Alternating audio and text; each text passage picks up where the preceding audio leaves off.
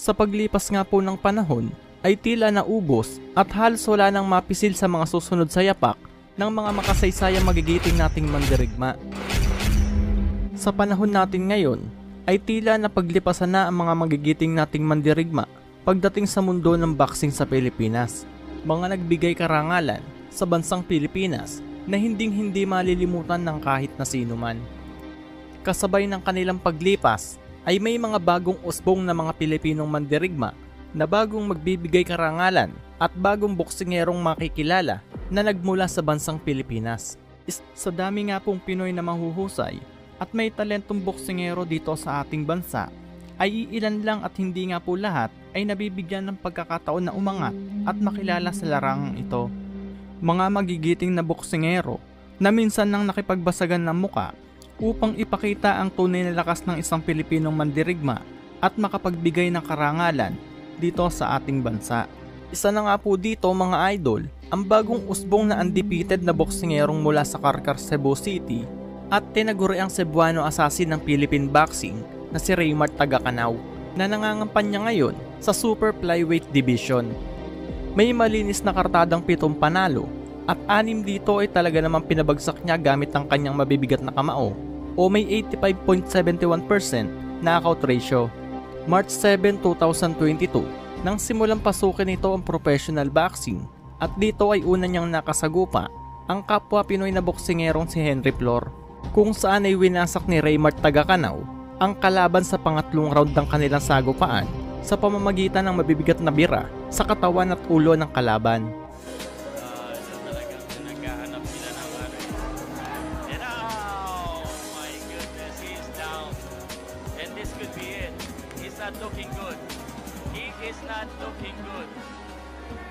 He is not looking good. Nako, wala na. Tapos. Matapos nga po ang matagumpay na unang laban sa Super Flyweight Division, ay 5 magkakasunod na panalo pa ang naitala ng ating bida, kung saan halos lahat ng kanyang nakasagupa ay talaga naman nagsipaghalik sa lona.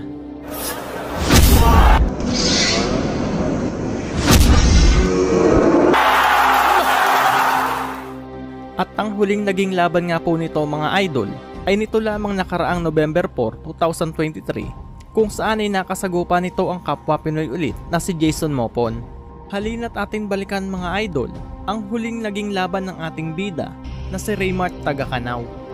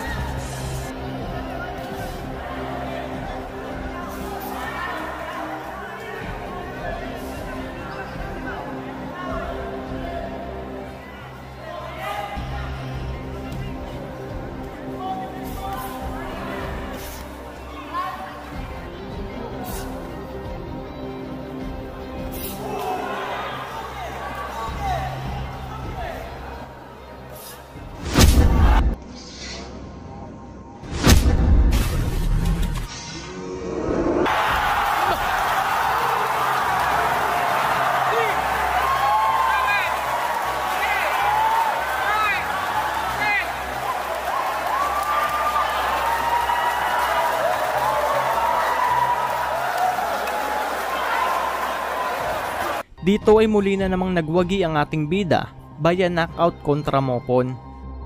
At sa darating na Marso ay muli na namang mapapasabak at masusubukan ang lakas ng ating bida kontra sa pambato ng bansang Indonesia na si Hamson Lamandaw.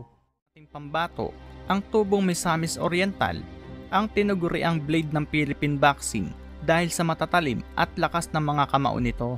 Ang boksingerong minsan nang dumayo at lumaban sa labas ng ating bansa na si Michael Enriquez para sa bakanting kampyonato na light flyweight title.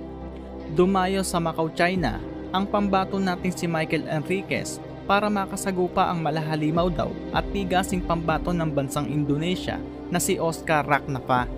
Kilala ang boksingerong ito sa pagiging matigas at tila isang mabangis na hayop sa pagiging agresibong boksingero nito. Mayroong mabibigat na suntok at muntik nang makapatay ang mga kamao nito noong amateur days pa lamang ito. Sa kabilang banda naman mga idol, mula sa pambato nating Pinoy, matapos nga po na makapagtala ng dalawang sunod na impresibong panalo sa Pilipinas, ay sa unang pagkakataon nga po ay lalabas ito ng ating bansa upang lumaban sa isang title match mula sa pambato ng Indonesia. Dito ay masusubok talaga ang kakayahan at lakas ng loob ng ating pambato dahil alam naman po natin, pag dayo ka ay ilan lamang ang totoong sumusuporta sa'yo. Sa mismong laban nga mga idol, unang round pa lang ay talaga namang matatalim at bigay todo na ang dalawang boksingero. Sa kabila nga po ng malalakas na patama ng Pinoy mga idol, ay nakukuha pa nga tumawa ng Indonesian fighter. Talaga namang may tigas itong kalaban. Samantalang ang Pinoy ay tila nakapokus lamang na tapusin ng maaga ang kalaban na si Oscar Raknapa.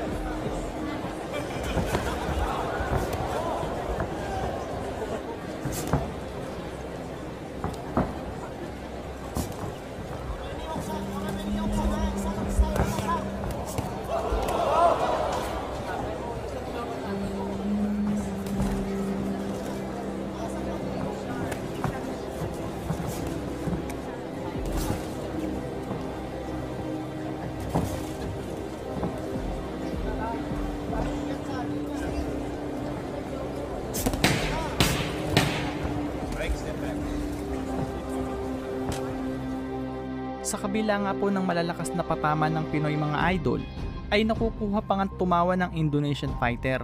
Talaga namang may tigas itong kalaban. Samantalang ang Pinoy ay tila nakapokus lamang na tapusin ng maaga ang kalaban na si Oscar Raknapa.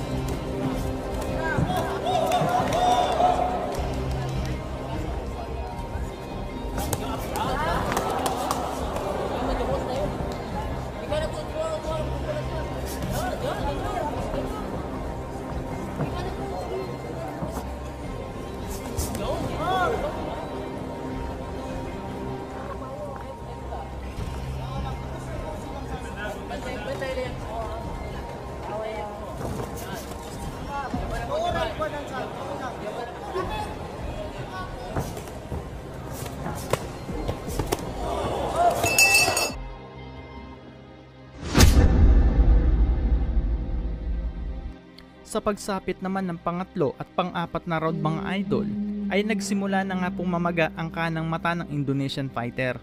Pero sadyang matigas nga po ito at nagagawa pa nga nitong tumawa sa kabila ng mga pinsalang natamo nito.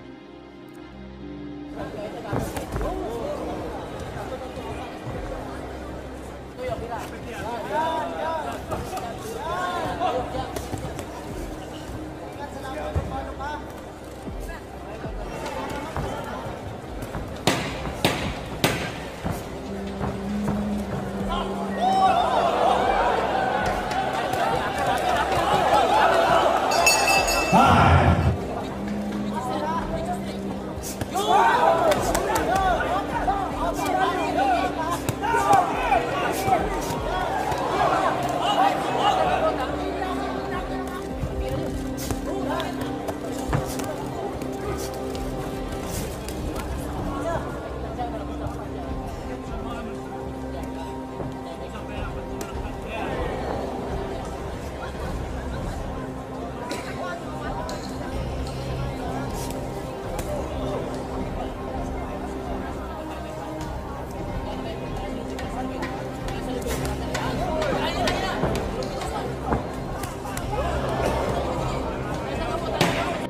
Sa panglimang round na mga idol ay lalong naging agresibo ang Pinoy at dito ay nakipagsabayan pa din ang kalaban kahit na tila lalong lumalala ang pinsala nito sa mata.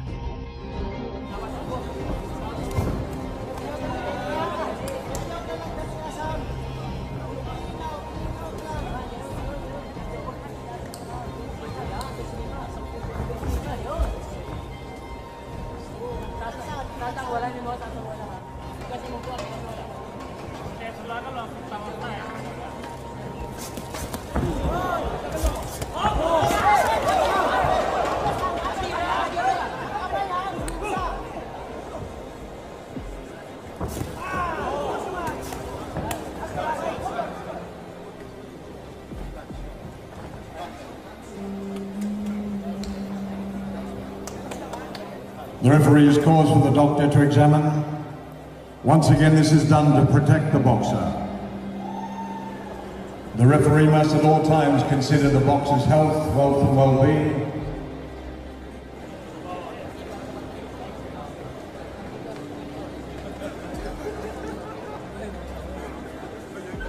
The referee has stopped the fight, ladies and gentlemen. The referee has stopped the fight. And the doctor is instructed.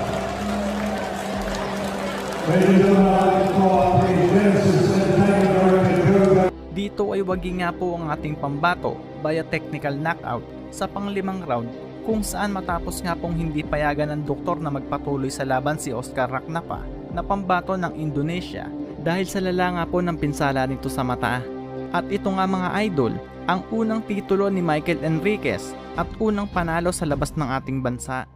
Ngayon mga idol, ang tinaguriang King's Warrior ng Philippine Boxing na tubong San Isidro, Davao del Norte, isang Olympian gold medalist at nagsimulang pasukin ng pro boxing noong taong 2019.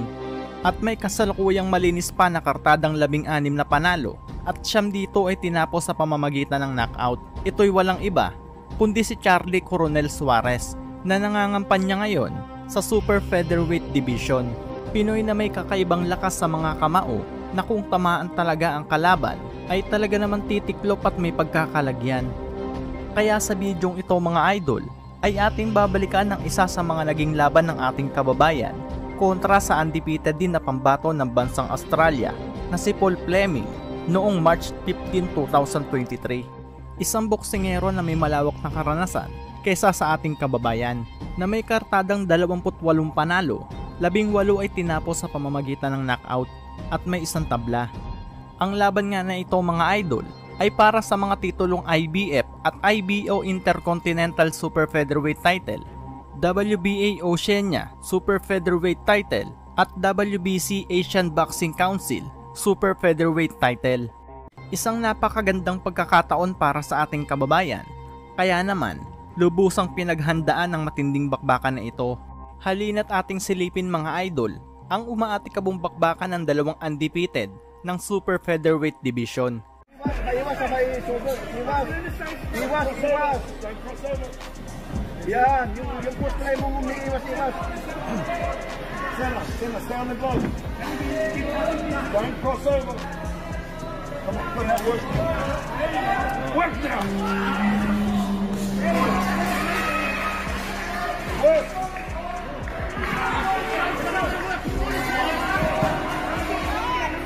Be careful sa Oh! Be careful sa hook, sabi. Be careful sa hook. Hey, set it.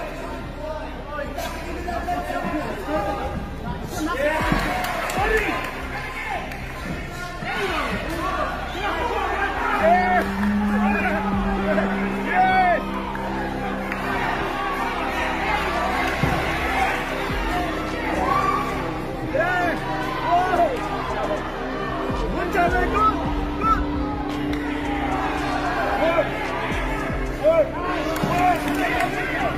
hook, Charlie. Iiwas mo yung hook. Lagi makatutok. Basta mataas yung kamay.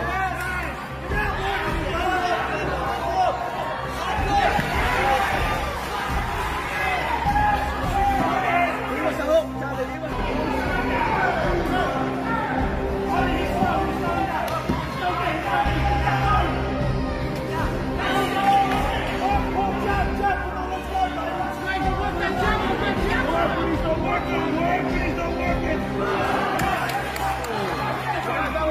Charlie, defense mo yung pan mo. Taas yung depensa. Taas yung depensa. Yan, taas yung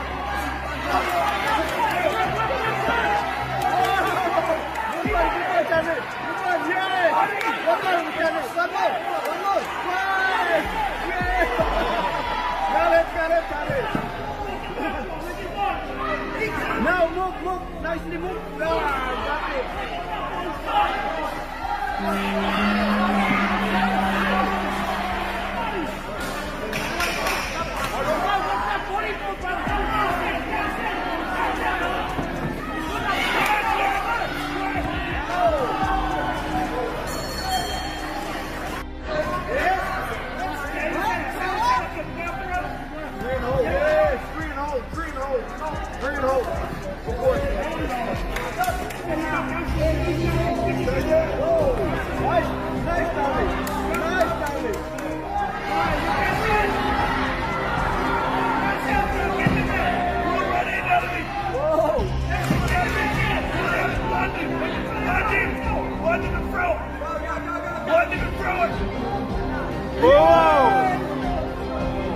Oh, shit.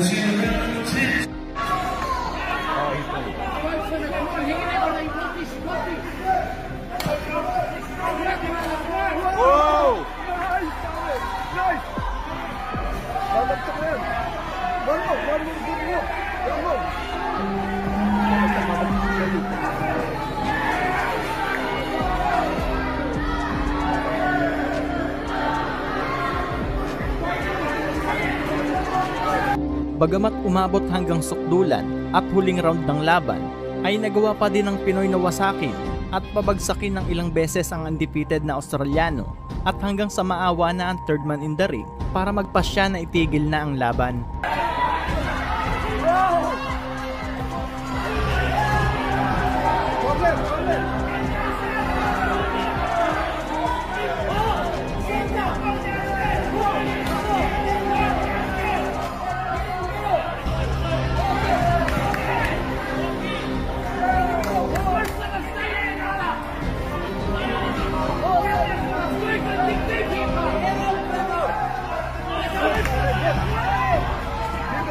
Give me knockout, Charlie. Give me knockout. Yes!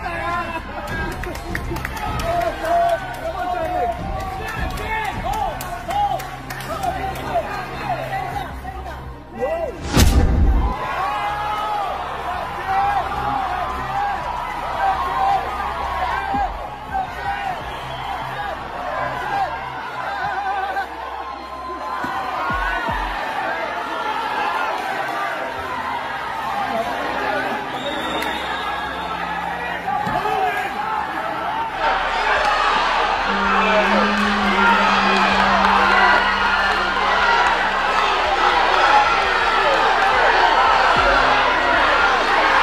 Dahil kawawa at bugbog sarado nga po ang sinapit ng kalaban sa kamay ng Pinoy. Wagi dito ang ating kababayang si Charlie Suarez via 12 round technical knockout.